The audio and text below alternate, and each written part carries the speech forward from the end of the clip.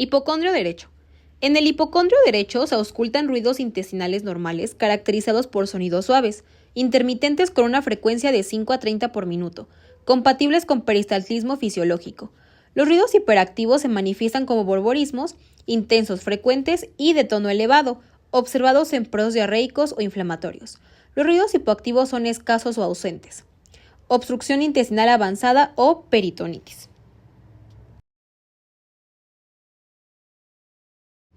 Epigastrio.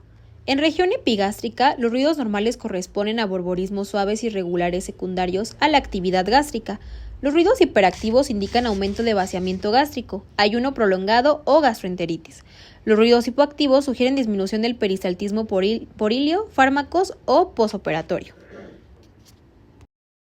Hipocondrio izquierdo. En el hipocondrio izquierdo los ruidos intestinales normales son discretos y rítmicos. Los ruidos hiperactivos se asocian a colitis o diarrea. Los ruidos hipoactivos indican posibles parálisis intestinales.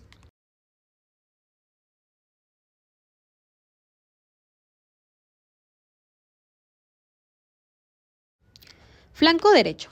En flanco derecho se auscultan ruidos normales correspondientes al tránsito del colon ascendente. La hiperactividad intestinal se presenta en cuadros infecciosos o diarreicos.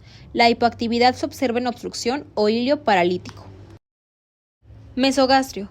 En región mesogástrica, donde predomina el intestino delgado, los ruidos normales son frecuentes y suaves. Los ruidos hiperactivos se asocian a síndrome diarreico. Los ruidos hipoactivos sugieren disminución del tránsito intestinal. Flanco izquierdo. En flanco izquierdo, los ruidos normales corresponden al colon descendente. La hiperactividad se observa colitis o procesos inflamatorios. La hipoactividad sugiere estreñimiento severo u obstrucción. Fosa ilíaca derecha. En fosa ilíaca derecha se auscultan al ciego y el apéndice.